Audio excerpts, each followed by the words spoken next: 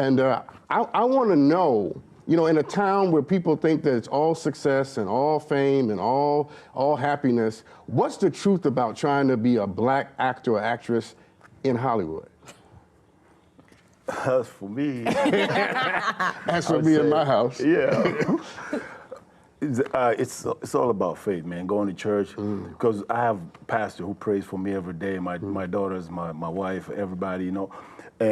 Everywhere I go, they're saying, you know, Benji, you know, today in church we did this for you. We lifted you up and all that stuff. So how can you go wrong, you know? So with all that support, I'm like, hey, I'm just gonna do what I'm gonna do, you know. And I know that great people are behind me, you know, doing good things like praying, you know. Hey.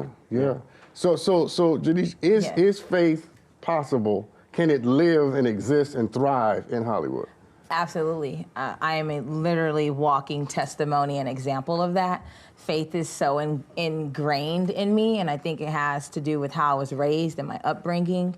I always believe and I operate that it wasn't the casting director who gave me the job. It wasn't the stunt coordinator. It wasn't my manager. It wasn't my agent. Yeah, they were working really hard, but it was God that gave me the job. He just used them. They were the vessel, and he said, basically in these terms to me, he says, hey, can you go hand Janisha this gift?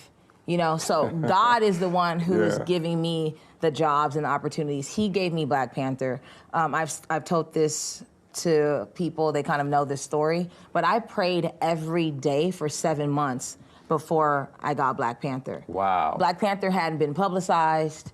It hadn't been on any commercials. Wow. Every morning I woke up and said, thank you, God, in advance for Black Panther. For 7 months straight. Wow. Yes.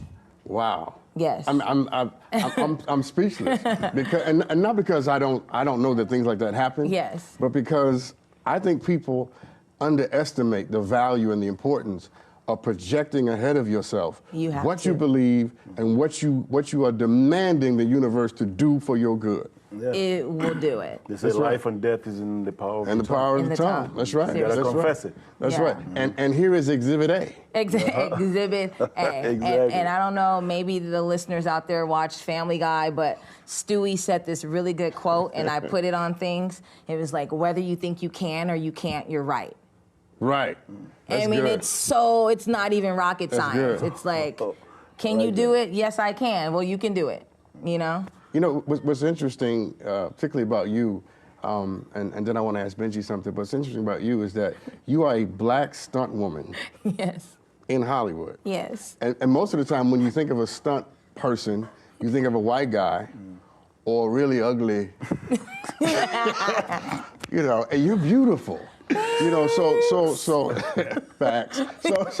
So how do you, how did you get into being a Black woman in Hollywood doing stunt work? Wow. Okay, so it all started from my athletic background. I was just naturally athletic growing up. I did track and field.